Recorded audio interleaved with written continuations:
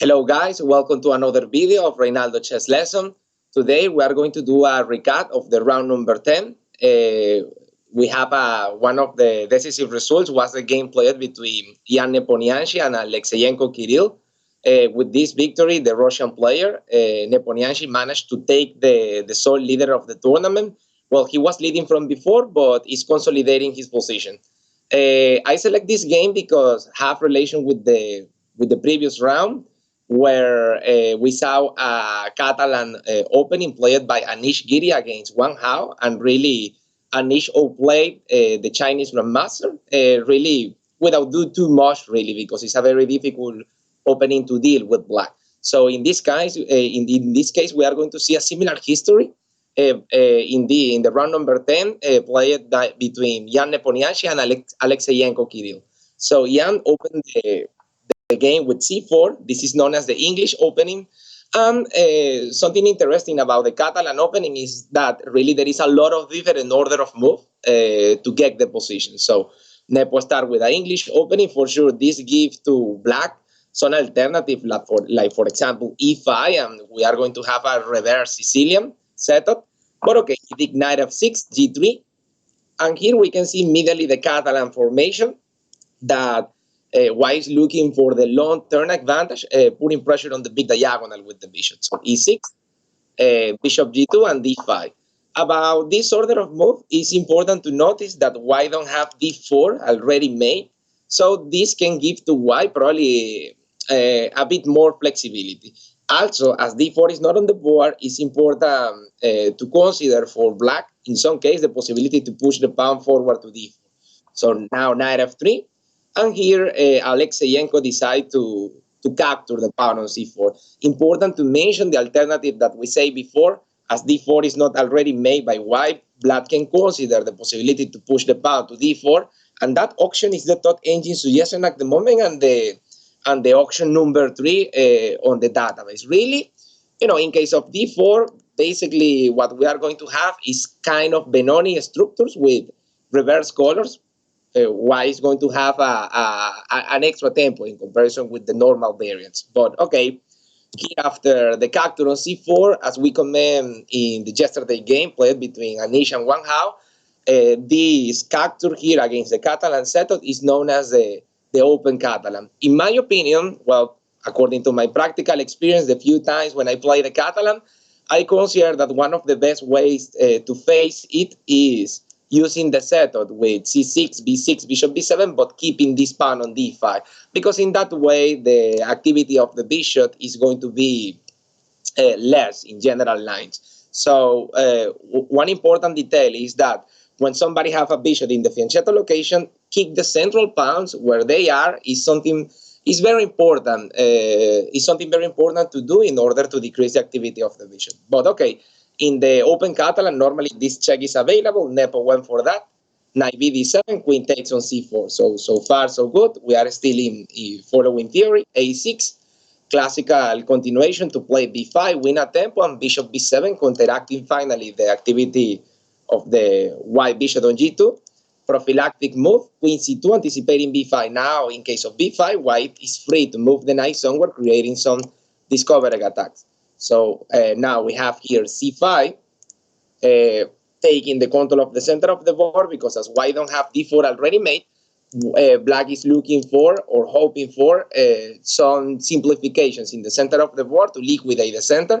And in that situation, nobody is going to have advantage of space. But there is a small imbalance in the position that is the bishop in the fianchetto location without central pawns can be very powerful. And the long-term pressure on b7 is really something very small, but very heavy in the long term. So, okay, here we have knight c3, bishop e7, normal developed move in the Queen's Gambit decline setup that black is using. Short castle, and finally white opened the center with d4. So far, we have only a few games on the database, less than 30 games, and the winning rate for white is just fantastic, probably over 80% in the few alternatives that we have here. So, and actually the engine valorization of this position is 0.6 without do anything spectacular. It's only about the long-term pressure of the bishop in the big diagonal. So pawn takes, knight takes. Here we have queen c7, that according to the stockfish is a dubious move. We are still on the database, three games as background, but white is scoring 2.5. So in this position, the engine suggests knight b6, but really the variants basically are going to be the same, because when the rook gets the d1 square, black is more or less forced to move the queen out of the fireline. And also the queen on c7 is pinning the knight on c3, so it's a very logical move. Now rook d1, rook d8.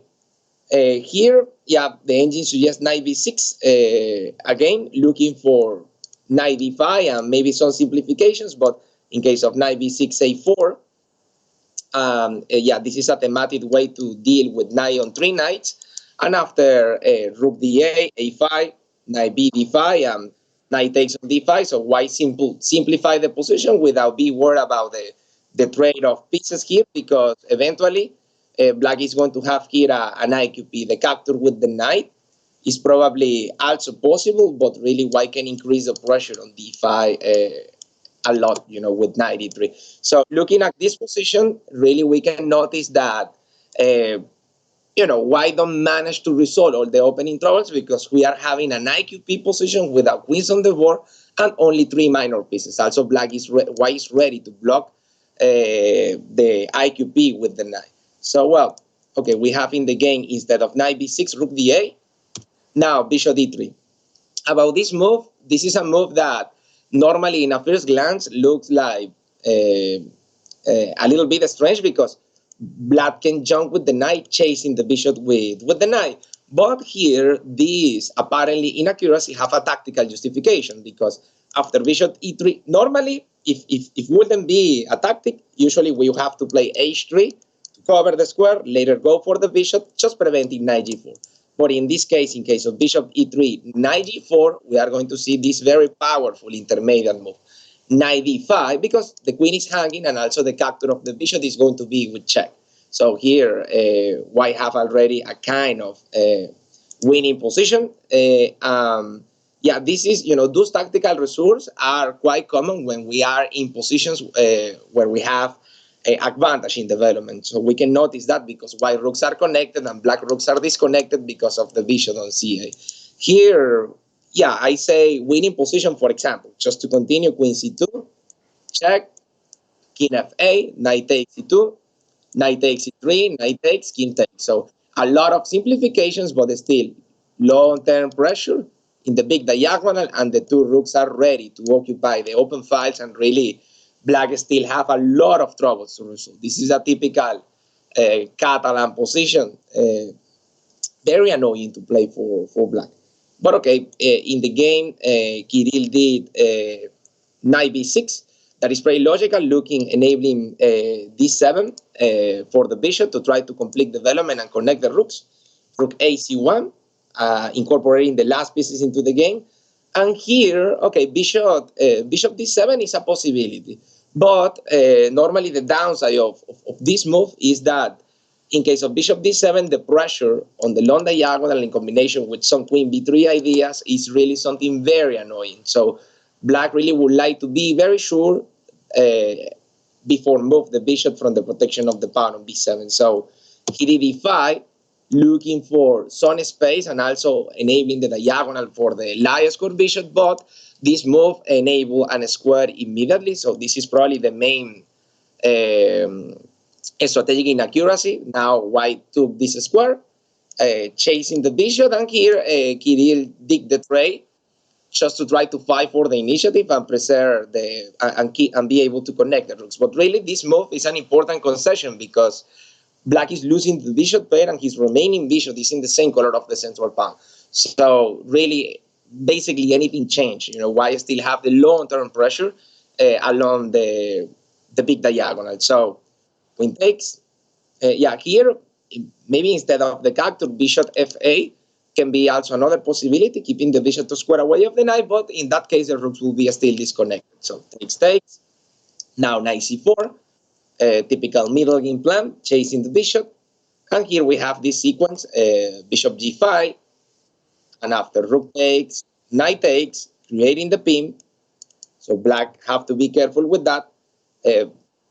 Rook da, the rook goes to the open file, and this is a mistake according to the engine, but the position is already almost +3, even with the best move that is queen da, like avoiding the pin and preparing, looking for counterplay. But in case of queen da, really white can simply play knight c3, keeping a very strong positional advantage, and the rook will be ready to go to d1, attacking the queen.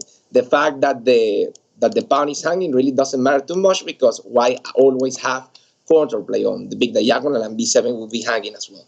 So rook da, rook to the open file, bishop takes, removing a defender, because here Nepo spot a very strong move that is bishop e4, preparing the battery on the king side.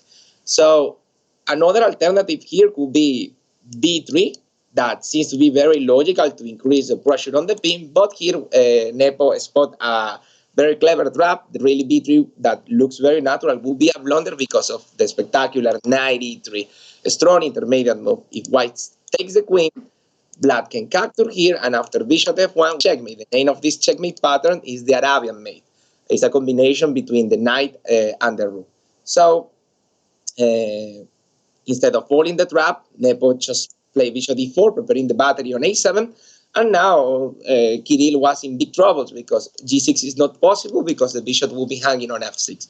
So he did queen a5.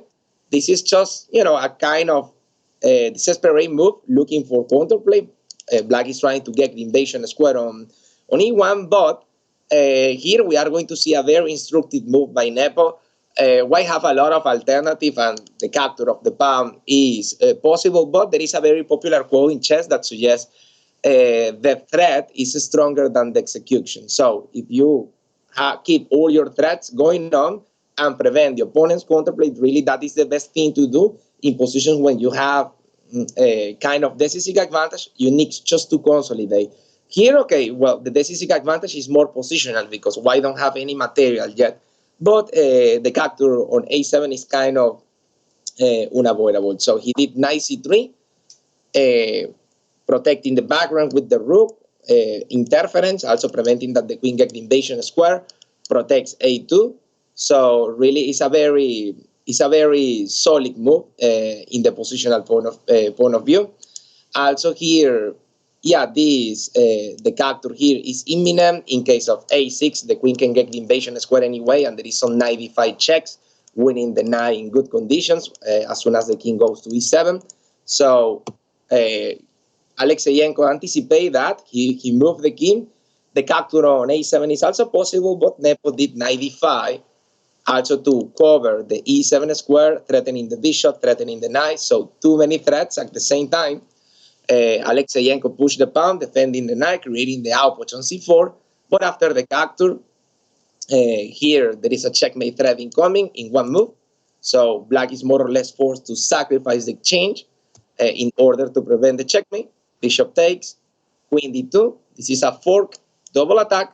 But here we have a counterplay. Rook takes, and also transformation of the advantage. Pawn takes, and now e4. So Nepo create the outputs here according to the engine, not the best move. The engine suggests here that the check followed by queen a is much better to defend the bishop in that way. But really, in my opinion, this move from a human perspective is much more simple, because white create the outputs and the minor pieces is defended by the pawn from behind. So when we have this kind of mini fortress, really you can reduce a lot, the possibility to make a mistake. So in my opinion, instead of dubious move, this is a really very good move and also quite practical. Queen takes on b2, queen ha. Also, a possible argument by black to keep playing this position could be the opposite bishop color situation. But with the queens on the board, opposite color bishop situation really means that somebody is going to lose, and the more important factor in those kind of situations is the safety of the king. As you can notice, white king is very safe, because king goes to g2, and also this structure cover this diagonal, and really all the pawns are on that square, preventing any activation of black that square bishop. But on the other hand, black king is really very exposed. white can create, some easy intersection points on f7, and the pawns are in the opposite color than the bishop. So that what means that the white lion square bishop is really very active. Actually, the position is already +5 because the black king is too exposed. So queen c8. Now queen b6. The idea is prevent queen c7, but this pawn fall. The other pawn is falling as well. So black tried to trade queens because without queens, for sure, the game should end in a draw because of the opposite color bishop situation. Nepo refused the trade, and after queen d7, queen c5, Alekseenko decided that it was a no, because after, for example, queen d6, the queen can go to a7 and capture the pawn on f7, and if black come back with the queen to block the check, a6 is falling, and this will be an outside pass pawn that will be decisive, especially not because of the outside pass pawn, it's because black don't have any kind of counterplay because the white king on the king side is very safe. So the conclusion of the analysis is that we can see how this Super GN also struggle a lot, against the Catalan opening, because it's a very heavy and slow weapon that look for a long-term advantage, with the pressure of using the bishop along the long diagonal. So in my opinion, okay, it's just a personal advice, trying to share with you my personal experience. I believe that one of the best ways to face the Catalan with black is with the closed Catalan, not taking the pawn on c4, trying to preserve the pawn on d5 in order to counteract the activity of the bishop in the big diagonal. So, well, guys, with this, we finish with the analysis of this game in the round number 10. I hope you enjoy the analysis and the comment, and you find this very useful.